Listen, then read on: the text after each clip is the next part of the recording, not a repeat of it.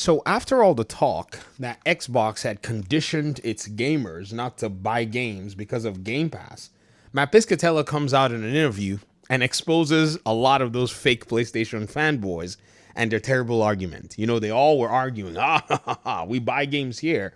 And then he comes out, lays out the whole goods and says, nah, bro, there's only about 16% of gamers who are actually in this life of actually buying their games up front. The rest are either playing live service games or many of them are playing the wait for sale game because their backlogs are full. However, he put his life on the fact that freaking Fortnite is going to go ahead and smack any game.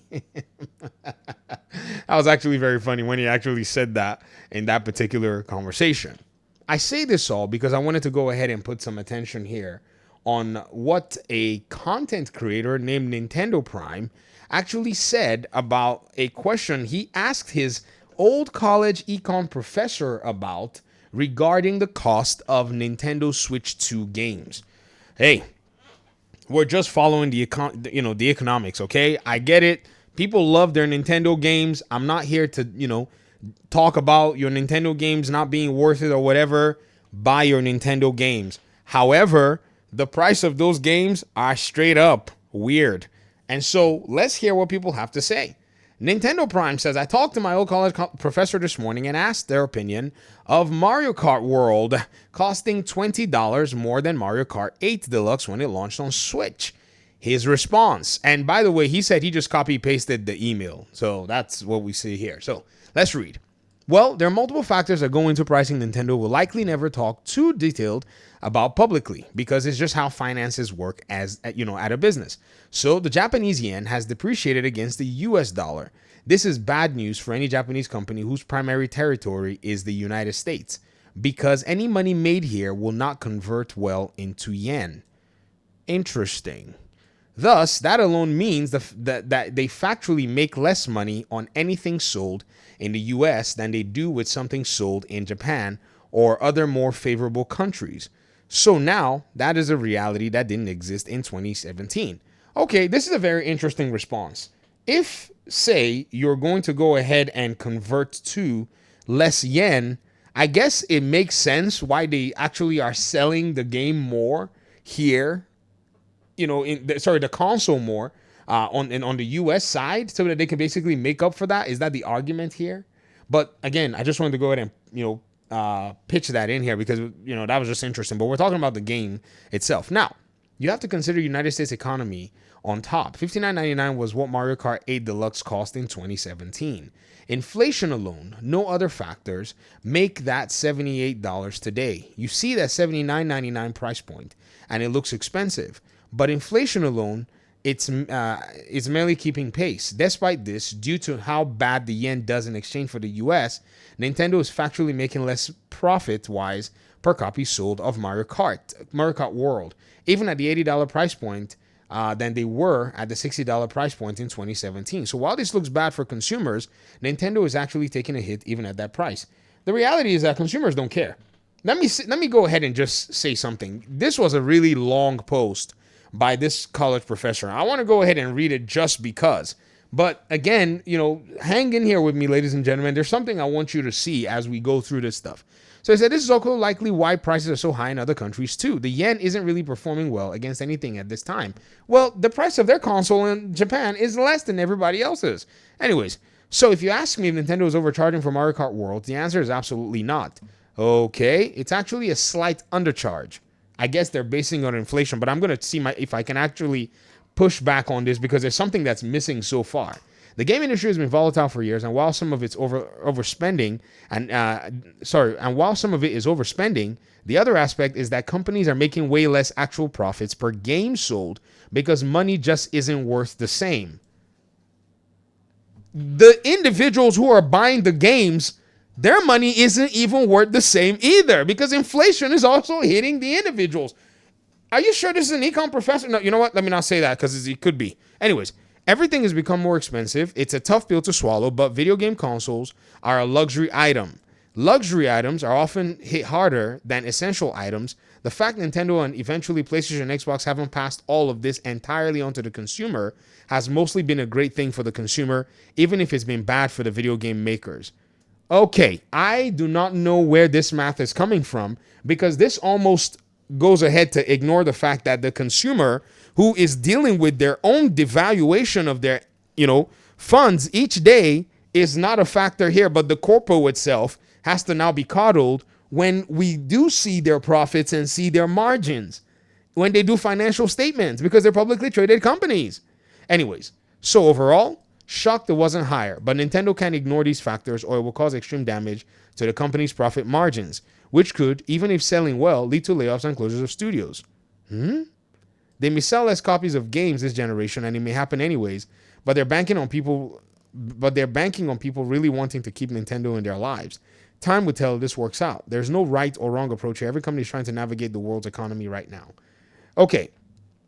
Now, Ninty Prime, I gotta say, your college professor missed one very glaring metric, which is there are games everywhere.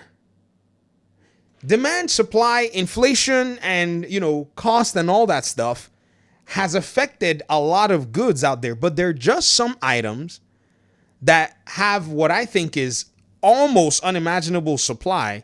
Their prices have barely shifted. For instance, water. Am I right? Has the price of water, has it gone like crazy? No. So video games, and if you would permit me, are literally flowing like water. I'm being honest with you, ladies and gentlemen. There are games everywhere. Sure, call it what you want. Say, these games are not necessarily blah, blah, blah, blah, blah. But, you can't come out here and try to throw sand in our eyes and tell us that somewhere, somehow, that there are no options out there. If I fire up a calculator and I calculate every single game, let's just do an exercise here. Okay, work with me here, ladies and gentlemen.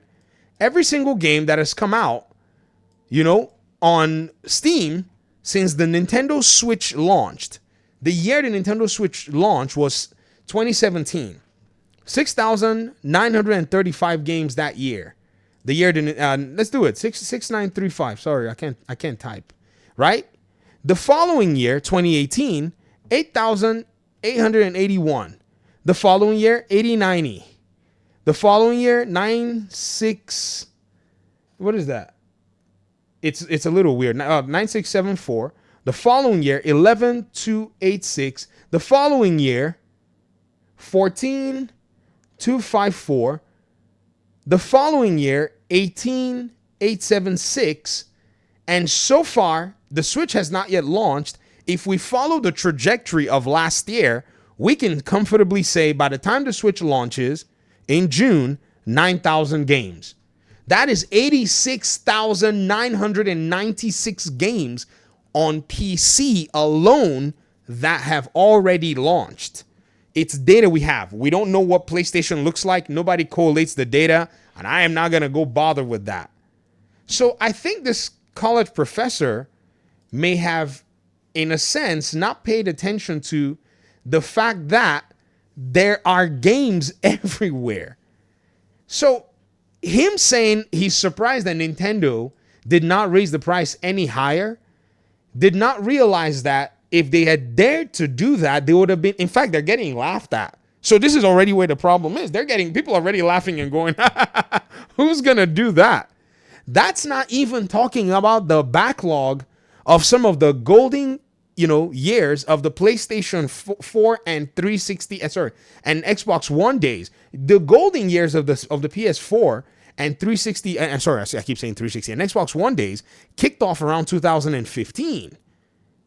I didn't even calculate 2015, 2016 titles that were all big at the time in terms of consoles and all of the above. And some of them are already moving their way to PC now, and I'm sure they're probably in this mix too.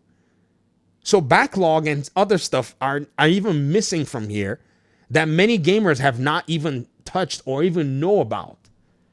So this is where I see that there's a huge discrepancy here that's not pointing out what the reality is. I replied, man, I said, you know, your old econ professor, this person said, just say you didn't read it. Well, I just read it again because I read it the first time. I said, your old econ professor cares about this and somehow didn't mention market saturation of games and other competitors in the market. So if you have other competitors in the market, if you have market saturation, then Nintendo is living in a Delulu land or banking on people they really want to keep Nintendo in their lives. However, these same individuals who really want to keep Nintendo in their lives, their own dollars are also getting hit because according to this econ professor who said that the companies, even though it may seem like, you know, they're making, you know, a lot of money, they're actually making less because the currency is being devalued. The same currency sits in the bank accounts of these individuals that Nintendo is actually requiring money from. Is this Grok or call it Professor? I don't know, man. It could be. It could be he just probably maybe looked up what was going on real quick and hasn't really taken into account a lot of the other sides of the gaming industry. But this is weird, bro. I don't know, man. I don't know if anybody would basically go ahead and make this kind of a claim out here without thinking that the consumer is also affected by other things and similar constraints out here. Talk to me in the comment section. I don't know if maybe I'm going crazy. Thanks for watching the video. Peace out.